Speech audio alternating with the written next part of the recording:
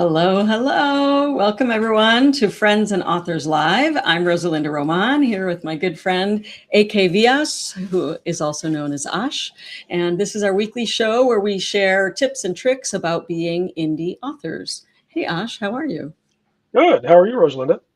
I'm a little bit crazy, frazzled, and happy. I'm with my family in Chicago. This is where my extended family lives, my parents and my siblings, most of them.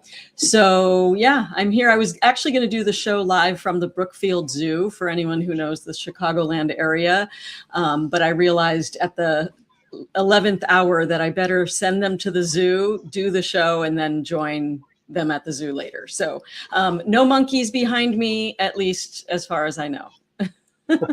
Well, I right out of college, my first job was actually trading options at the Merc. So I lived at Southport and Diversey. Oh, Uh, wow. you know where that is, right? That's right. Yeah, my sister lives, I think, not far from there. So, Yeah, wow, wow. I lived there for almost 4 years Oh my after goodness. college. Did you So enjoy it? Was it a good? I've always said if Chicago was a bit warmer in the winter, I never would have left. I loved Chicago because it's such a blend of it's kind of down to earth. The East Coast is a little too rough, and the West Coast is a little too soft, and it was kind of like right in the middle, you know. But those winters, I couldn't get over those like Oh Michigan my God. winters. Yeah, they're brutal. They're brutal. Yeah, I'm actually trying to convince my folks to head south and be snowbirds like the rest of the people who live here. No, I loved it. I loved it. So That's awesome. Good, good. Well, yeah, I'm enjoying it, and I'm here for two of my nieces' graduations. So, yay, Sophie and Christina. So, little shout out. excellent.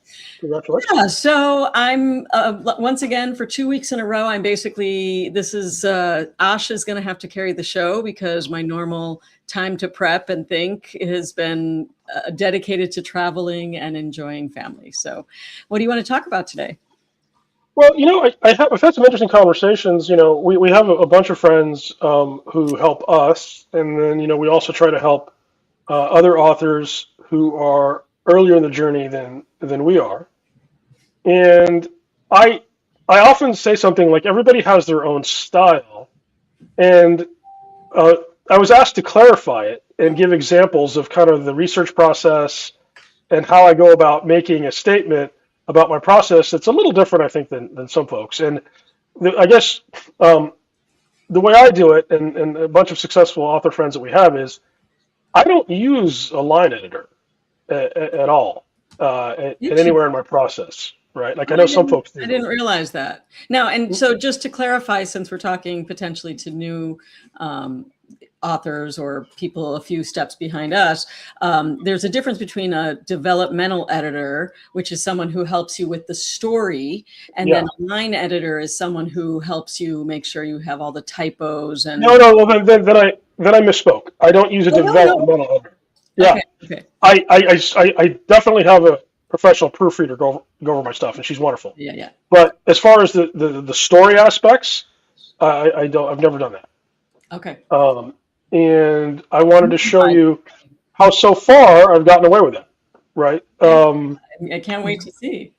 But part of it is, part of it is when I was initially doing this, the cost aspect that I pointed out. That you want to try to keep that as low as possible because you don't know if a series is going to take off. No one knows, right? Hollywood will spend $300 million on a movie that'll completely flop with all sorts of experts and professionals doing it. I know there are excellent editors out there, um, but I've always been of the opinion that the Borsellino test is the readers, right? I don't know Uh, that reference. What does Borsellino mean?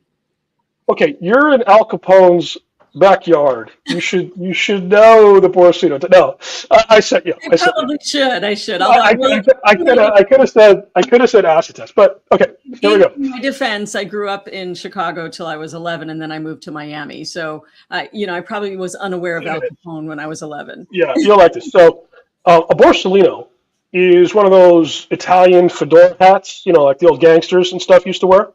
Hmm. And a Borsellino is very expensive, so only like real gangsters could afford a Borsalino hat. And so, but a lot of guys, were faking it, right? And had fakes, right? So Borsalino, the company claims if it's a real Borsalino hat, you can roll it up, put it through a woman's wedding band, and pull it through, and it'll go back to its original shape, right? And a fake hat wouldn't do that. So when the gangsters were like saying, Time out. yeah. I have to do something really quick. All right. Because I just had this conversation. I just had a conversation with my dad, and I think this is what you're talking about, right? Well, yeah, it's more like a fedora, like the Frank Sinatra hats, but Yeah, too bad, because these are very cute. right. Yeah. So, but the point being that that's the Borsalino test. So, like, Okay. So the idea is like the difference between people who are real or faking it, or in this case, you could call it an acid test. It's probably a lot easier. But I always felt that the ultimate judge is the readers, your audience, of your genre, and they are the best guide, and they're the ones who should guide you, right? Because you could have an excellent editor, and some authors have excellent editors, and the book still flops because ultimately they're not the one making the mass buying decisions that determine whether or not your series is successful and you can make a living at it, right? Yeah. Yeah. And so, I try to, but the way I figured is there are I try to put myself, before I start a series, in the position of the reader. What do readers want? There are certain things that they expect in a genre, and that's why they read that genre, because they like it. And there are also certain ways that you have to give them the things that they want, and hopefully in an interesting way. The best way I can explain it is we're full of analogies today. Is pizza. Because you have all this great pizza in Chicago. Yeah. I tell you, if I tell you to go to your pizza place, you're like, okay, at a minimum, what do I expect? I expect some sort of crust, some sort of cheese. You don't have necessarily cheese, but generally cheese and some sort of sauce. Yeah. And then toppings, you can be as creative as you want. And I'm sure someone probably thinks that the last thing the world needs is a pizza place, but someone will invent this great new kind of pizza, guaranteed, right? For sure. But genre is the same way. You have to deliver those basic key expectations. And so the question is, well, okay, but how do I learn those expectations, right? Like, how do I learn, the things that the readers expect for that genre? And each genre is different. It's almost like for me, a second or third child. Like, I have to kind of learn, like, I write Westerns. I spent a ton of time, and it's easier if you write what you read. I'd love to read. Like, I've always loved. Because you're familiar with it already, right? Westerns, but there's a chronological aspect to that as well.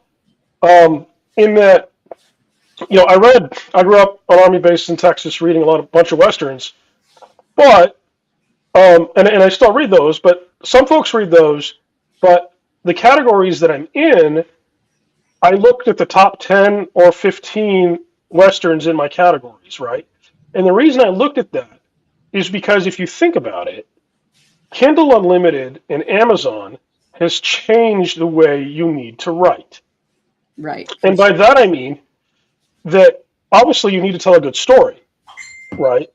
But somebody in Kindle Unlimited, right, in the old days, but pre-2014, I'm of the opinion, an author could take 2 or 3 chapters to develop the scene and the climate and the weather and ease into the story. Somebody on Kindle Unlimited could read the first 2 chapters. It costs them nothing. Right. Like a few pages in, to throw that out and get another book. Oh, this is boring. It's not worth it. Yeah. Yeah. It's just the technology has changed reading experience and the number of readers. And if you add to that the how short the attention spans are because of how people have been conditioned by their mobile phones and short videos. Exactly. And some of these things, it's interesting because when you talk to successful authors, and we're very fortunate that we have access to folks like Steve and Craig and Adina, and most recently we had Blake was on here, right? And some of the things that Blake talked about, right, were, especially with Facebook ads, there are people doing this successfully, and it behooves you to go find the people who are doing this and see what tips and pointers and layouts and methodologies you can apply to your own books, right? I'm not Right. saying copy anyone. I'm No, saying you get an idea of, because then oh, you'd be AI. You'd be AI if you copied people. But no, if you're I'm actually here. using It's actually me. I've actually taken a breath. I've actually been jittery on coffee. I'm a human being. You can vouch for that. But no, but the idea being that you need to be able to have an idea of say you look at their images and you're like, okay, well, they're close-ups of the main character, or they're headshots, or they're animals, or they're a scene from the book. Like, you right. don't need to reinvent the wheel, right? So, I'm helping a friend of ours who is writing urban fiction, right? He's written two books, and my advice was hold off on the marketing until you've got three books, because those are easier to monetize on Facebook ads because it's hard to break even on book one. Yeah. And so, basically, he's kind of, he's a close enough friend, and maybe it's a guy thing too, where I can just like tell him, dude, do this, and do this. And when you've done this, this, and this, come back to me and we'll do that. Okay? And so he's like, yes. So he's written two books, and I said, okay, this is what you need to do. I need you to write three good books. They don't have to be great books. Three good books. Get them line edited. Try to figure out. We'll figure out who your readers are in time. Then I want you to go into your categories. And in his case, it's urban fantasy, so it's pretty easy. Yeah. Go find the top 10 books and read as many of them as you can before we start Facebook ads. And that's not negotiable, because that's how you get around an editor. Right. Because you'll read these books, and then what I'd like you to do is, and this is the same thing I did, for my series, and for whatever reason, it's working so far, Yeah. is That would. give me an outline of the least common denominators in all these books. And so if you read 10 books, if you read 10 of the top 15 books in urban fantasy, or even 5 of the top 10, and then you just kind of make a list of like, okay, they kind of all had this, or they kind of all had the talking dog animal, or Right. they kind of had like The sidekick or the the. sidekick Mhm. vampire, whatever they are, those are the tropes that your readers expect in that genre. And if you don't deliver them, they're not going to like the book. Right. So you have to figure out a way to deliver those things in a different way. The other thing that's very useful is, especially for Amazon, because we work through Amazon. At least I think we're both in Kindle Unlimited, Yeah. and Yeah. that's a bigger chunk of my income than actually the regular sales. Right. Is the landing page is important too, right? So basically, at the point in time he's got three books, he will also have he's familiar with the genre and what he has to deliver. And Facebook has this wonderful website called the Facebook Ad Library that pretty Mhm. much lists all Facebook ads. So you can actually look up these authors and see what kind of ads they're successful with. Because one of the things that Blake told us was, his methodology of, campaigns with 20 creatives and all of these things. It's not that easy to come up with 20 different ads for a campaign that are differentiated and still applicable. Like, what Right. kind of script do you use? What kind of images do you use? Well, if you go look at some of the top authors in your genre, um, it's very revealing. And Yeah. and You don't have and to reinvent the wheel, right? yeah, and everything is designed to keep you in the game longer and reduce all of this, what I call time that you have to spend fighting to get back in the chair to actually write, which is what you want to do as much as you can, right? So I just thought, like, what we could do, because neither one of us really writes urban fantasy, but I'm helping this friend out. So I thought, the first thing I did was just I went on Google and I typed top urban fantasy, right? Okay. And Would you like me to pull up some of the relevant yeah, words and talk yeah, about? and so this popped up, right? Okay. Give me a second. Um, And it's going to be this one, but this. Yeah. yeah. Okay, so everybody's Google feed is different, but basically, I Mhm. just typed in top urban fantasy books in Google, and this was like the second thing that popped up. Okay, and if you look at it, this article I think was written last year, so it's not too dated, Yeah. May. about a year ago. Hmm. And the other thing I looked at was I looked at the publication dates because I want stuff for the most part post Kindle, right? Because I want people who've been successful writing to the parameters of a Kindle audience, a Kindle Unlimited audience, Okay. right? So that would be post Mhm. 2014, Yeah. right? So look at this gentleman, this guy Jim Butcher, and I've never heard of him. Yeah. I looked at a couple of sites. He's huge. I mean, he's Okay. like always number one or number two. Neil Gaiman and him are like one and two, always. But Right. he wrote his book in 2000, Right. right? So So it's he a very writes different books. market. It could be. It definitely is from a technology aspect, right? A good book's a good book. Hmm. But I mean, that's why it's listed as number two all time or whatever in this genre. But I'm not sure if he's running Facebook ads. But I looked at the lady in the first position, Heather G. Harris, Yeah. right? And this book she released in 2021, not too long ago. And so I took her name down, and then I went down and I tried to find one other one for him to show him how to do this. And if you go down a bit further down, Okay. Hang and on. there's a lady by the name of uh, one more, I think, Deborah Wild. Okay. Okay, and All right. I never, Anyone? yeah. So they're both in the Kindle Unlimited era.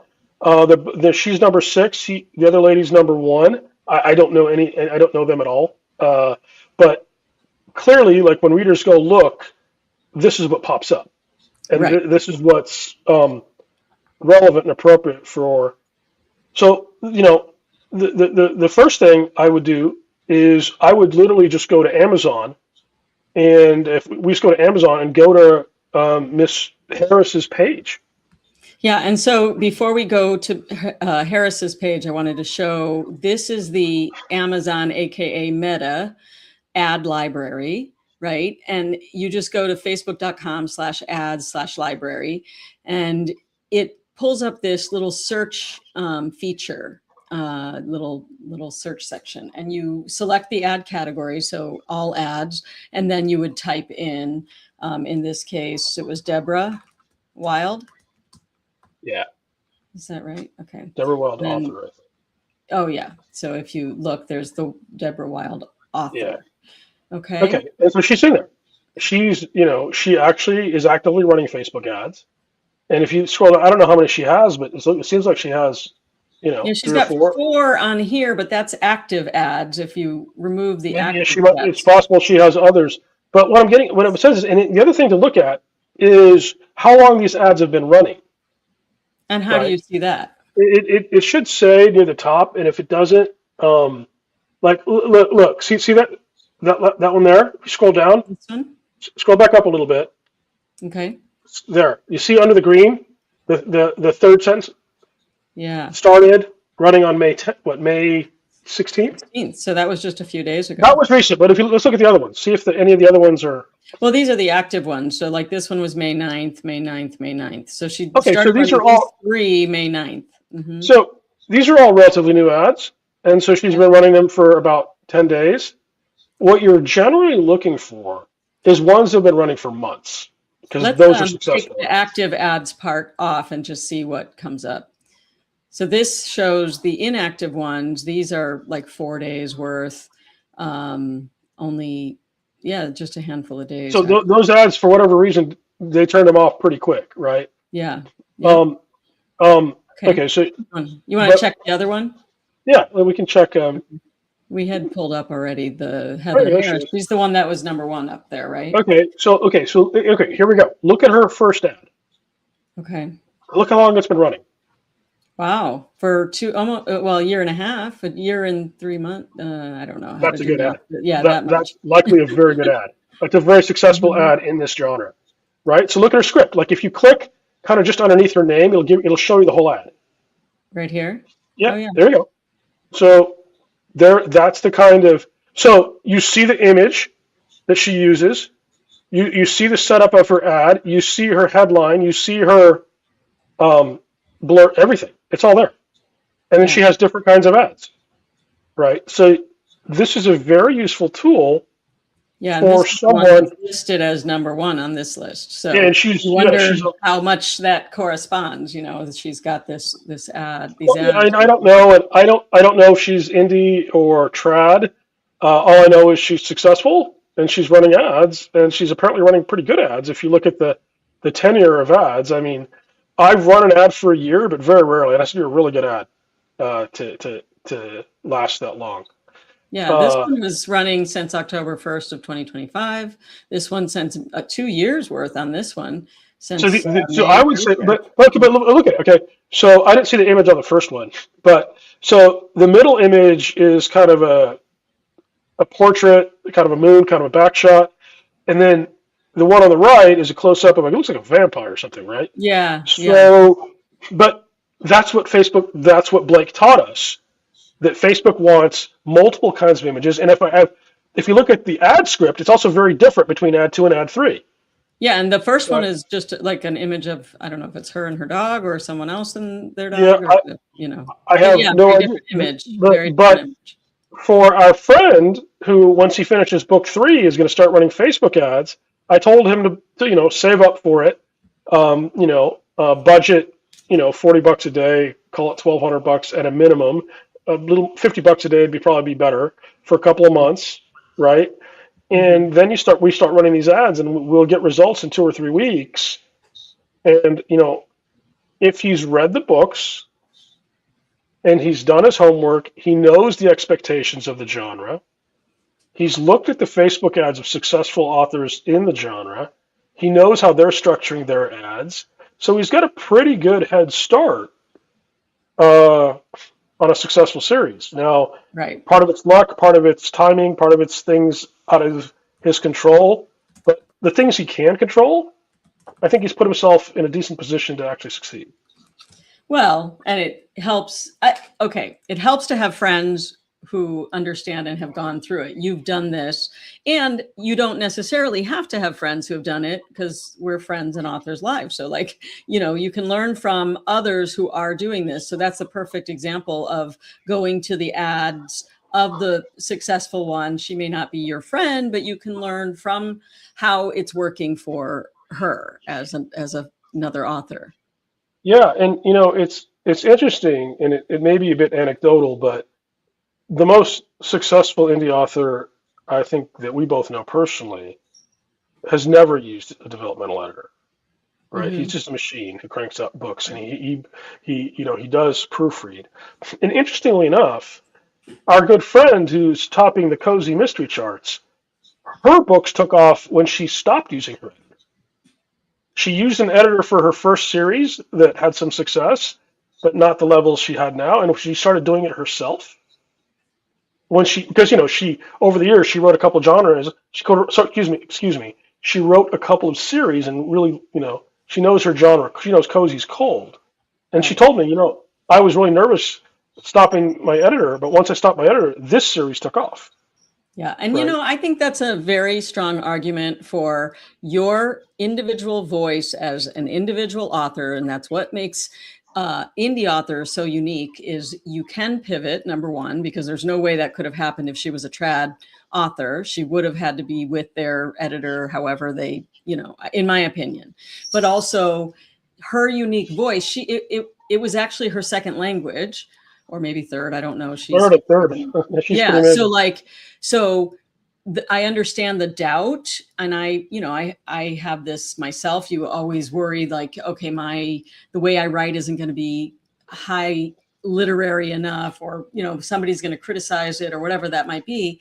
But it was when she let go of that fear and allowed herself to work without that other person's opinions, changing her writing, then that's when it takes off. Yeah, it's interesting because I sometimes writing can be a lonely profession, and you just kind of want to sit around other writers, right? Yeah. So sometimes they have local writing groups, and you have people on all ends of the spectrum. You have accomplished writers and published and successful, and people who still are years away from their first draft, right? And I remember talking to a lady a young lady who was she thought she was in contract potentially to have her first book done a year from now, and all this delay. And I was talking to her, and she's like, you know, she was kind of um, her dismissive wasn't the right word, but her take on the whole indie community was, yes, but it's so difficult and this and that, and I was Mhm. kind of like, well, what do you hope to get out of your book series? And she's like, well, I hope it's a huge success. And I'm like, well, I don't mean to pry, but monetarily, what exactly is that? Yeah, what Like, does that look like? Yeah. is that $30,000 a year, $50,000 a year, 100? And she's like, oh, I'd be thrilled if it made X. And I'm like, that's not very hard for an indie author to do, Yeah. and I'm a nobody, right? Yeah. So, Well, and that I think that's so, so important because I think anyone, especially I have a lot of friends who like grew up thinking, oh, I always dreamed of being an author. And I just yesterday, my mom likes this thing called Threads. It's a social media thing.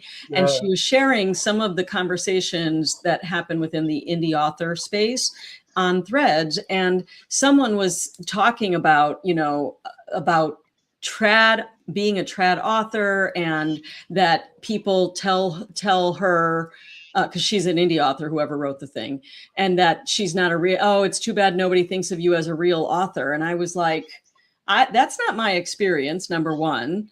Number two, I really think you create your own reality when it comes to this stuff. If you're spending your whole time chasing the agent, the publishing company, the whatever, a lot of times those are excuses and stories, and it keeps them from actually writing the book and getting the book out there. And you said it in the beginning of this episode. It is the reader that will decide. And when the reader reads that book, they may come back to you and say, I've had a few, you have a few reviews where someone, for example, some of my characters are bilingual. And in the context of reading that chapter, you will figure out, I basically explain what the person was saying. She's interviewing people. The main character is a reporter. And so she interviews people in Spanish, but then she will say, oh, so what you're saying is blah, blah, blah. So it's easy from context clues and explanation to understand. I had a review once from someone who said, well, I don't know, I don't speak Spanish. So, they gave me a 4-star. Fine. I take that. I ask myself, does that matter? Does that opinion make me want to change the way I write? If it does, then maybe I'll change my next book and do it differently. Or you say to yourself, well, I kind of like it that way. And I like to challenge my readers to stretch their brains a little, whatever your decision is, how you get to make those choices. And for me, I think that so many people are spending their time worrying about what is right and what it should be. And I just recently in like my life, I have this new mantra that if it's a should, it's a no for me, at least to start. So when I hear myself saying, oh, I really should go to this thing. If I say that to myself, chances are I probably don't want to do it. And chances are it probably doesn't align with what I actually want in my life. And so when it comes to my writing and when it comes to being a published author, if you're focused on what the industry says you should do and what should be and what it, fits into the box, a lot of times you're missing out on a beautiful opportunity to connect with your readers who would love to read your book, who are just waiting for you to write the thing. yeah, no, that's Okay. absolutely true. And the technology's really democratized it, right? For Mm, example, it people write for different reasons.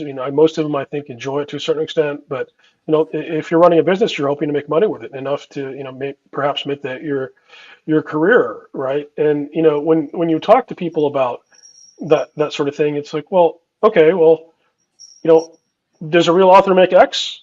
Does a real author make Y? Like, what does a real author sell X a number of books? Like, what is what's the criteria for a real author in your eyes? Because it right. might surprise you how many of us actually meet those criteria and actually run our own business and take a bigger chunk of the revenues and aren't beholden to anyone, right? Right. Except our readers, which is the way it should be, right? Yeah. So So, So true. It's funny. I was just having breakfast. My daughter is visiting here with me, and she was like, "Oh, what are you going to do? Like, what's your next book? What are you doing?" And I said, "Well, I really like the thought of spending my summer focusing on my nonfiction, and then the other seasons are for my fiction." And she's like, she was like, "Can you do that?" And I said, "Actually, I'm an indie author. I can do whatever I want." Yeah. So yeah, it's kind of fun. Yeah, I mean, you wear a lot of hats. You're constantly juggling to try to get more time to write because it's a one or two person operation, at least in my case.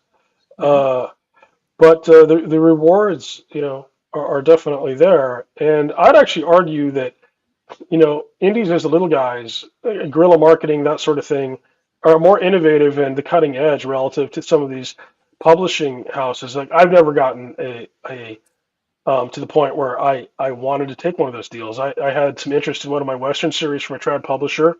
The terms they offered me and the fact that they weren't going to market it, I basically said respectfully, like, what do I need you for? I'm making more money than you're going to pay me already, and I'm already marketing. You're not going to help me with marketing. So unless you're going to write me a seven-figure check, like, what do I need Yeah. you for? Yeah. I mean, which is basically what they'd say, well, this is what we're prepared to offer. I'm like, well, thank you. I'm flattered, but no, I don't need that, right? Yeah. Yeah. No, it's so interesting. And I love it. It makes me, I love that we do this show because it always reminds me why I do what I do. And I get to connect with you, which makes me happy. But I really think that I have met some of the most fascinating people within the indie author space who are figuring it out, and we help each other. So we get to do this together. So it is a solo venture, but it's also something that we get to lift each other up and kind of go on this journey in a community that I really respect. So Yeah, it's pretty. and to be fair, and to give credit where credit is due, I've spent decades on Wall Street, which is very much not that kind of Mm. open, sharing, friendly environment. I mean, people are professional, but it's all business and it's very And mine competitive, was broadcasting, which was the which same. is Yeah. exactly right. So I think you have to give flowers to the old 20 Books group and the spirit of a high tide floats all boats, Craig Martell, and the folks who helped me. Like I was flabbergasted. I had written 4 books, made no money, thought, okay, I wrote a book for my kid, bucket list, check it off, but Right. Right. it's not very good. I met Steve Higgs in Amsterdam, who was headlining the conference, and he's like, here, let me show you how to run Facebook ads. Why don't you try it with $500 for a month? Just do everything I tell you. And I thought, okay, he's going to charge me. It's an ad course, or people charge 1,000. But he didn't charge me anything. He barely let me buy him a beer. And I asked him, why are you helping me? And he's like, well, first of all, I'm at a place where I don't necessarily need this. Secondly, we're in different genres. We're not really competitors. And third, Craig helped me. And so if I can help someone like you, and I think you're willing to do the work, you go help someone else someday. Yeah. And that kind of spirit is, I think, somewhat unique to the old kind of 20 Books crew. And, hopefully I we love it. pass it forward. Well, you obviously are, because even just what you shared today helps someone who maybe hasn't even gotten started or doesn't even know where to start. So for sure, I wanted to take a deeper dive in the coming weeks when I'm settling back home, back into New Mexico. I'll be there for the whole summer. I'd love to sit with you and go through some of because you really do know, you have a wealth of information. I just dropped my mic, sorry. You have a wealth of knowledge, and taking that time to go through and kind of figure out the places where we can improve, not just for me, but for people who are probably struggling with the same thing. So I think that's what we can offer here on the show in the coming weeks and months is, it's our journey, but it's also a shared journey. So I look forward to more conversations with you for sure. Well, yeah, I'm excited to help in any way I can. I'm definitely not saying I'm the definitive authority on anything, and there are significantly more successful authors, many of whom are our friends out there. But I felt, that And I'm we'll at a bring them point on the where show and talk to them. We'll bring them on the show yeah, too. exactly. But I'm at a point where I could do this full time now if I wanted to.